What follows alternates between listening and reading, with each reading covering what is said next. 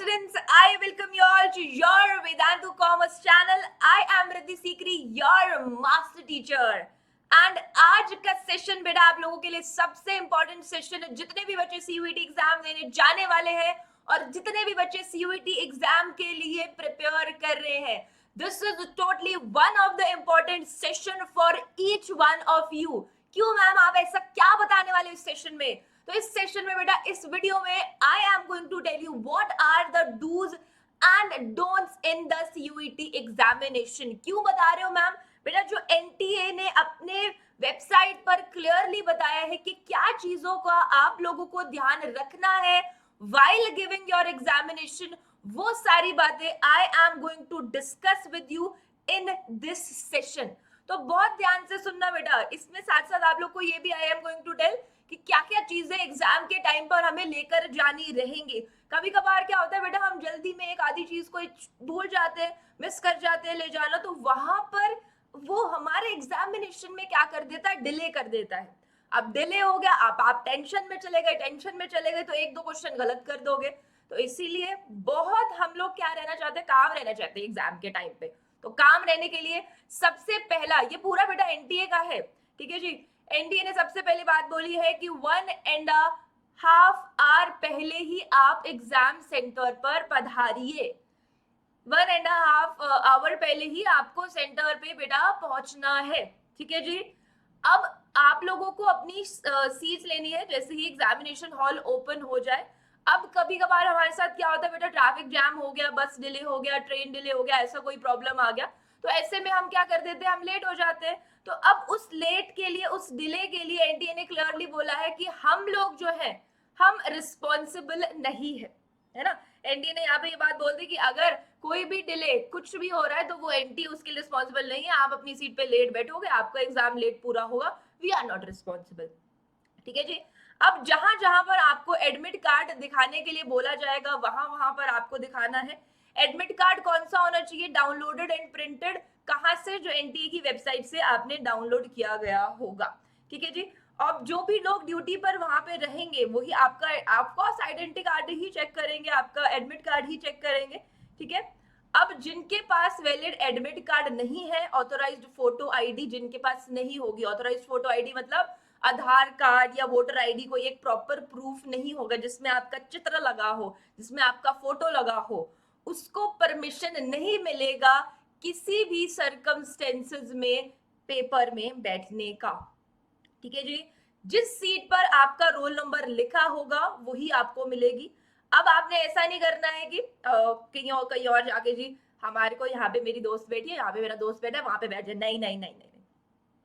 जो सीट आपको अलॉट की गई है वहीं पर बैठना बेटा पूरी लाइफ का सवाल है. ऐसा कोई रिस्क, ऐसा कोई शैतानी करने की जरूरत नहीं है. पूरा सेफ्टी से अपना अच्छे से काम करो, अच्छे से अपना पेपर दो, तुम लोग को सब आता है, ठीक है जी. और क्या क्या बताया है जी एनटीए ने?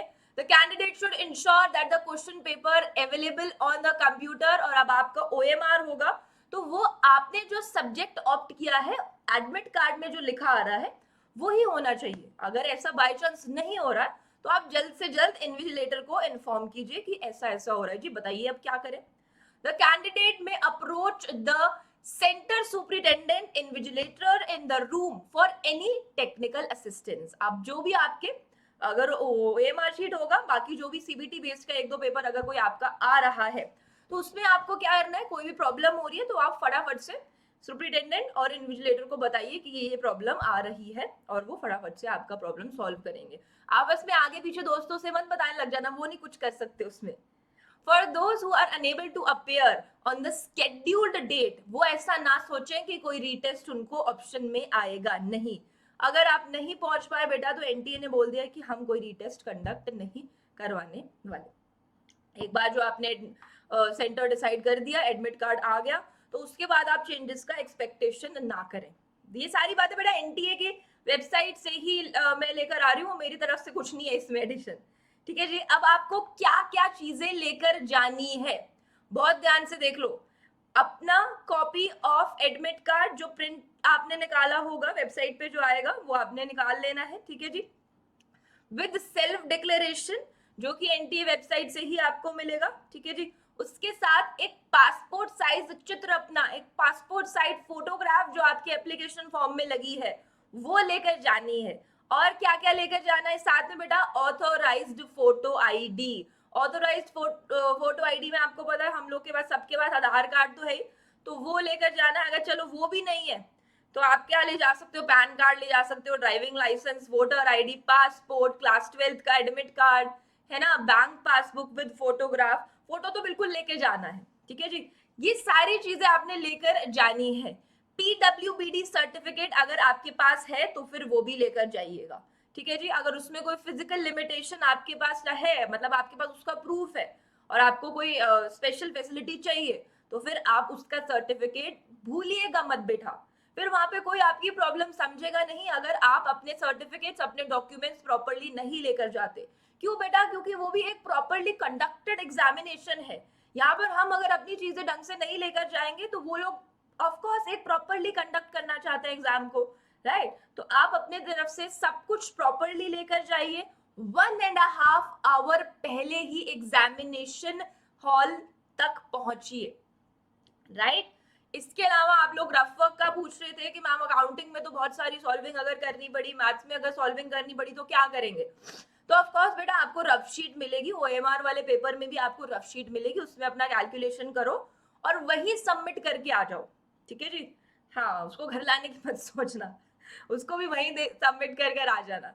अब unfair means practices and breach of examination rules किन चीजों को माना गया है बेटा? सबसे पहली बात, कोई भी ऐसी चीज पोजेशन में रखना या लेकर आना जो कि प्रोहिबिटेड है, जो कि अलाउड नहीं है। जैसे कि कोई ऐसा स्टेशनरी आइटम, कोई कम्युनिकेशन डिवाइस, कोई ऐसी एसेसरी, कोई ईटेबल आइटम्स ला रहे हैं कि एग्जामिनेशन में हम तो जी बीच में खाना भी खाएंगे, बीच में चिप्स चलेंगे, नहीं नहीं, वैसी कोई काम नहीं करना, ठीक है। कोई ऑर्नामेंट्स ऐसे नहीं लाने जो कि प्रोहिबिटेड होते हैं बेटा। हर एग्जामिनेशन में आप ऐसी चीजें देखते हो, है ना। जो आप स्कूल एग्जामिनेशन में भी ऐसा नहीं करते तो अब यहाँ पर भी बिल्कुल सोचना मत कि कुछ भी ऐसे करें, राइट? इम्पर्सोनेशन, अगर आप किसी और को रिप्रेजेंट करने एग्जामिनेशन देने जा रहे हो और वहां पर पकड़े गए तो बहुत गलत होगा बेटा आपके साथ। Breaching any examination rule by NTA, of course वो भी अनफेयर मीन्स में काउंटेड होगा। Assisting other candidates to engage in malpractices, खुद तो गलत काम कर रहे हैं, दूसरों को भी कह रहे हैं चलो जी साथ में मिलके करेंगे। ऐसा कोई भी एक्टिविटी आपने ना करना है, ना किसी को मोटिवेट करना है कि चल आजा मिलके करते हैं, नहीं जी। ऐसा कोई भी चल आज अपने दोस्त को मिल रहे कि आजा तू भी, हम भी दोनों मिलके जो है फ्रॉड करेंगे, ऐसा कुछ भी एक्टिविटी बिल्कुल ना सोचना ना करना।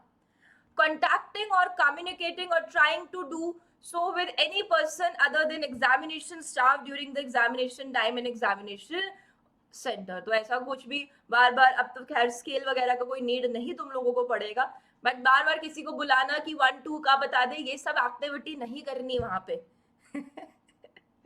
Threatening any of the officials, ये तो बिल्कुल ही थ्रेटनिंग की जो आप आइडिया मेरे ख्याल से किसी बच्चे में ऐसा नहीं होगा, तो वो भी ऑफ कोर्स माल प्रैक्टिसेस में ही आएगा। यूजिंग और attempting to use any undesirable method और means in connection with examination, अगर कोई अनडिजायरेबल मेथड है जो आप कर रहे हो तो आपको बिल्कुल अनफेयर प्रैक्टिसेस में माना जाएगा। मैन्युपुलेशन और फैब्रिकेशन, अगर कोई भी मैन्युपुलेशन आप अपने admit card, rank letter, self declaration में कर लाते हो, कुछ भी एडिटिंग अगर वहां पर करके लेकर जाते हो तो वो भी अनफेयर में ही, ऑफ कोर्स वो तो अनफेयर में ही है बेटा, ठीक है जी। फोर्सफुली एंट्री करने की कोशिश की जाए एग्जामिनेशन हॉल में, बिल्कुल गलत है।